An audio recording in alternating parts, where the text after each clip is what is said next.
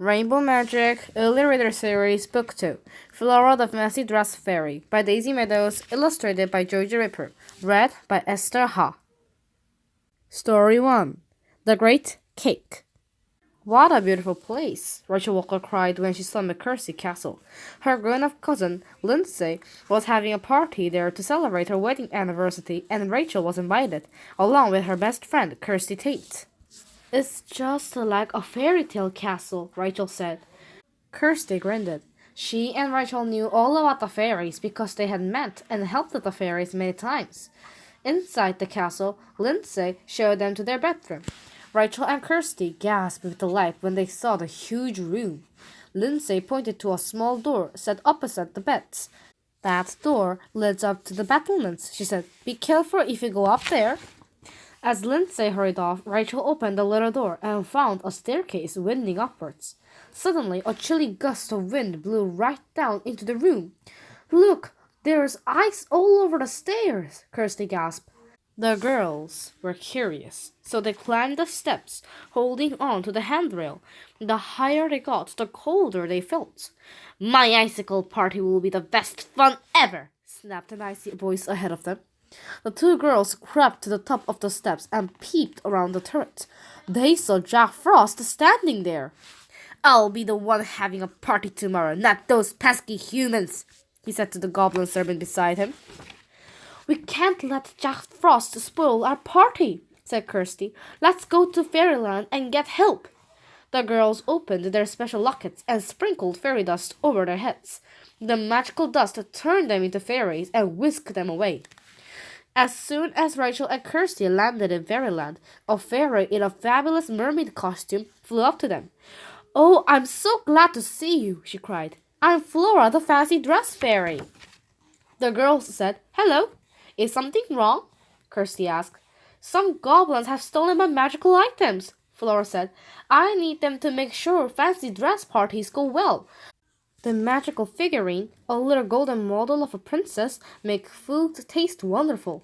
The Red Riding Hood cape helps costumes look good, and the third item is a mask with rainbow feathers that makes sure everyone has a fun time. Rachel and Kirsty looked at each other in alarm. Flora, we know where your items might be, said Kirsty. I bet Jack Frost's goblins are taking them for his icicle party. Then I'll magic you back to McCurcy Castle, and we can all search for them, said Flora. The girls were swept up in a cloud of fairy dust. A moment later, they found themselves standing on top of the castle. Kirsty looked over the stone battlements at the band that was parked below. Look, goblins, she said. The cake shop band had its back doors open. As the girls and Flora watched, they saw 3 goblins climbing out. The goblins had a big cardboard box and they tore it open. Inside was a big white cake. On top was a little figurine. They're stealing Lindsay's cake, Rachel wailed. And my magical figurine, said Flora. Without it, all the food at the party will be spoiled. Flora whizzed down to talk to the cheeky goblins. Go away, pesky fairies, said one of the goblins. We're taking this cake for Jack Frost's icicle party. He broke off chunks of the cake and threw them at Flora and the girls. He's ruining it, Kirsty gasped. Then the other 2 goblins began eating the cake with their hands. Yum, they said. Stop that, the first goblin shouted. Jack Frost is waiting for us. We should put the cake in the pan, said the other goblin. The girls and Flora saw a different pan parked nearby. It had Jack Frost, Frosted Delights written on the side. The goblins ran over to it and began struggling to put what was left of the cake inside. Flora, Rachel, and Kirsty wondered how they could stop the goblins getting away. Suddenly, Rachel had an idea. If we lift up the drawbridge, they won't be able to lift the castle. Brilliant, said Kirsty. The goblins had climbed into their van and were driving it away, but Flora waved her wand and pointed it at the drawbridge. Magical sparks flew around the chains and the drawbridge lifted up. The goblins are trapped inside the castle. Thanks, Flora, said Rachel. Let's get the cake. Quickly, Flora turned Rachel and Kirsty back to human size. But before they could get the band and rescue the cake, the goblins opened the back door. All right, have your stupid cake, one sneered. They pushed the cake out. Splat! "Oh no!" cried Rachel. The cake was ruined, but Flora's figurine was still in one piece. "Those silly goblins forgot about the icicle party and just wanted to upset us," said Kirsty. "Don't worry," whispered Flora. "Just wait until I get my magic figurine back." Flora lowered the drawbridge. The goblins zoomed out of the castle in their band, blowing raspberries at the girls. As soon as the band was gone, Flora flew over to her figurine. "Now close your eyes and make a wish," she said. The girls held hands and wished for the most beautiful cake ever made. When they opened their eyes again, it was standing in front of them. Story 2. The colorful costumes. The day of the anniversary party had arrived. "I'll show you the costumes," Lindsay said to Rachel and Kirsty. "You can have the first pick." Kirsty and Rachel followed Lindsay down the staircase and along a corridor to a sturdy wooden door. "Enjoy choosing your outfits," she said. "I have to go and prepare for the party." "This will be fun," said Kirsty. She pushed open the door. But the girls were shocked when they saw what was inside. 2 goblins were putting costumes on racks and throwing them around the room. "Stop that!" cried Rachel. The room was a total mess. One rack had been knocked over, and the costumes were lying in a heap. The goblins saw the girls and grabbed piles of clothes. Then they climbed into the window ledge. "They're going to jump!" Kirsty shouted. The goblins leapt out of the window and held into a heavy rope which had been tied to a wardrobe. The girls rushed to see where they had gone. "Look!" Kirsty cried. She pointed at the boat in the moat. In it were 3 goblins, ready to row it away. "They've got Flora's magical cape!" Rachel gasped. She had spotted a piece of bright red material in the boat. "Let's get into the drawbridge and grab the cape as the goblins row past," Kirsty said. The girls dashed down the stairs and past a suit of armor with an open visor. They could see a strange, sparkly glow inside. It was Flora. "Hello, girls," said the fairy as she flew out of the helmet. "Where are you going?" Rachel quickly told Flora what had happened, and the 3 friends hurried to the drawbridge. "We're going to lean over and grab the cape," Kirsty said. "Good plan," Flora replied. Rachel and Kirsty lay down on the drawbridge. The boat with the goblins were close. Rachel reached out to snatch the sparkling red cape, but one of the goblins spotted them. "They're trying to steal our costumes," a big goblin yelled. "Stop rowing around in circles. Let's go to the bank." Kirsty, Rachel, and Flora watched in dismay as the goblins rowed away. "I nearly got the cape too," Rachel said. The girls ran across the drawbridge. They were hoping to catch the goblins on the other side. The goblins reached the bank and drew the costumes out of the boat. "There are too many to carry," one goblin shouted. "Put on some of those clothes," another goblin said. Flora and the girls watched in surprise as the goblins dressed themselves up. They looked ridiculous. The costumes were far too big for the goblins. They had been designed for humans. One goblin put on a tiger outfit and a clown's nose. Another were wearing a pig wig with a golden crown on top. He also had Flora's magic cape tied around his neck. But the hood kept falling forwards over his face. All of them were wearing odd shoes and kept tripping up. Flora, Rachel, and Kirsty couldn't help laughing as they crossed the drawbridge and reached the bank. "Give us those costumes!" Flora called. "No!" came the reply. "Jack Frost is holding his party here tonight, so you won't need them for your party." Another goblin cracked in glee, and then threw a dress over Rachel, Kirsty, and Flora. "Help!" Rachel cried, trying to struggle free. The girls quickly untangled themselves from the dress, but by then the goblins had already run off. They had left lots of costumes behind them on the ground. "We can't leave them, but there are too many to carry," said Rachel. She pointed at the scattered clothes. Kirsty looked closely at the pretty jacket. "The stitchings on this is coming loose," she cried. "The costumes are falling apart because my magic cape is missing," Flora explained. "If we get it back, I can fix them." "Can you shrink the clothes to pocket size?" Kirsty asked. With a wave of her wand, Flora made the clothes tiny. The girls could slip them into their pockets. Then they all rushed after the goblins. They ran towards a steep slope where some goats were grazing.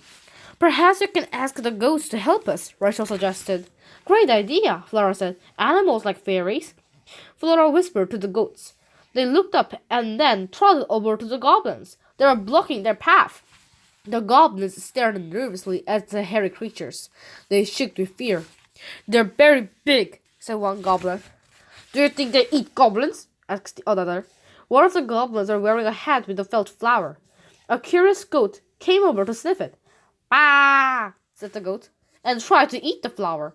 The goblins are terrified. They threw down all the costumes they were carrying and backed away in fear. "What the goats really want is the clothes," Flora told the girls. "They like to eat cloth." The goats started sniffing the goblins all over. The goblins pulled off their clothes and held them out. They wailed in fear. "Don't eat me!" begged the goblin with the cape. "This cloak is much tastier than I am." The goat started. Yelling with fear, the goblins threw down the cape and ran away. His terrified friends followed. Quickly, Flora drank the clothes and the girls gathered them up. Then they ran back to the castle. Flora began to sort out the mess in the room where the costumes were kept. As the fairy flicked her wand, Rachel and Kirsty watched the clothes grow back to normal size and tidy themselves up. "I must take my magic cape back to Fairyland," said Flora with a smile. "Meanwhile, you two need to get dressed for the party. Somewhere in this room, my magic has sorted out perfect costumes for you." Rachel and Kirsty grinned at each other. "Let's see what we can find," Kirsty said. Story 3. The Perfect Party. "Look, Rachel," cried Kirsty. She had spotted tiny magical sparkles shimmering around the clothes rail. Hanging on the rail were 2 angel costumes. They were absolutely perfect. The girls got dressed and went down to the ballroom. The decorations were white and gold. Marble statues wearing masks had been placed around the walls. The cake stood on the table in the middle. "It's beautiful," Kirsty said. "I don't think any of these masks are Flora's magic one," said Rachel. "We must find it before the goblins do. Otherwise, the party will be ruined." "Look up there," Kirsty cried. She pointed at the figurine on the top of the cake. "It's Flora." The figurine winked, but they didn't have time to say hello. Some rather odd guest had arrived. "Goblins!" Rachel gasped. "We're here for Jack Frost's party," snapped one of the smartly dressed guests. He was holding an invitation. "It's taking place here tonight." The girls glanced nervously at the invitation. It clearly read McCursey Castle. "Tell him to check it again," Flora whispered to Kirsty. She waved her wand at the invitation. The goblins reread the fancy invitation and his eyes almost popped out of his head. "It says the party's at Jack Frost's ice castle," he muttered. The goblins all turned around and left, miserably. It was just in time. Lindsay's real guests were arriving for her party. Grrr! A growling sound suddenly made the girls look around. They saw a woman dressed as a tiger spring forward. She began sharpening her claws on a pillar. "She's taking the dressing up a bit too seriously," Rachel whispered to Kirsty. "People's costumes are going wrong because my mask is missing," said Flora sadly. "Your fairy lockets are protecting you, but not the other guests. That woman thinks she actually is a tiger." Suddenly, Lindsay rushed in. She looked upset. She was still wearing ordinary clothes. "I went to put my costume on, but I can't find my mask," Lindsay said. "We have to find the magic mask quickly," whispered Rachel. "Let's go and search." The girls tiptoed away from the party and began looking around the castle. The girls walked up and down the corridors, but they found nothing. Then Kirsty spotted something pink at the bottom of the staircase. "Look, goblin footprints and a tiny feather," she said. "It's from my magic mask," whispered Flora. "The footprints seem to stop dead in front of the wall." "Do you think there's a secret passage?" Rachel asked. The girls peered at the wall until Kirsty spotted a hole. Kirsty put her hand into the hole and felt a little switch. When she pressed it, the wall swung back. The 3 friends stared into a dark passageway. Rachel and Flora followed Kirsty down the narrow corridor, but they just found a dead end. "This is no good," said Kirsty. "Let me check this one," Rachel replied. She felt the stones and found another hole with a switch inside it. Rachel pressed the switch and the wall moved a few centimeters, as if it was a door. The girls peered into a cave-like room. They could see a familiar figure sitting on the throne. He had a magic mask in his hand. "Jack Frost!" Kirsty said. "We're going to ruin this pesky party," Jack Frost said. He laughed nastily. Kirsty opened the door a bit wider and saw a lot of goblins listening to Jack Frost. I'll run in and grab the mask, Kirsty said, trying to feel brave. She crept into the room. Jack Frost was shouting and waving the mask about it. Kirsty was able to snatch it easily. Stop that girl! Jack Frost roared, but Rachel had pulled the door closed behind Kirsty. He was too late. The girls and Flora ran away down the passage. A few moments later, they were back at the party. I can see Lindsay and Robert, Kirsty said. She pointed to a couple who were wearing fantastic king and queen costumes. Lindsay, Kirsty called, we found your mask. How dare you talk to me in such rude manner? Lindsay snapped. Rachel and Kirsty stared at each other in confusion. It's okay, Flora whispered. She thinks she's a real queen. Try giving her my magic mask. It would help. Your Majesty, said Rachel, we've brought you this tribute. She held out the mask. Lindsay took it and held it up to her face. She blinked, then seemed to wake up, as though she had been in a dream. Lindsay was back to normal, and soon the party was in full swing. All three of Flora's magic items had been found, so everything was sure to go well. Look over there, said Kirsty. She pointed to someone dressed as a pirate. He had a spiky beard. With him were other guests with green faces. What amazing face paint, the woman in a tiger costume said to them. Even Jack Frost and his goblins are joining in the fancy dress party, Kirsty laughed. Thank you so much for all your help, girls, Flora said. I am going to stay for the party to make sure it goes perfectly. And it did. The end. This is the end of Rainbow Magic Early Reader Series Book 2, Flora the Fancy Dress Fairy, by Daisy Meadows, illustrated by Georgia Ripper. Read by Esther Ha. Thank you for listening.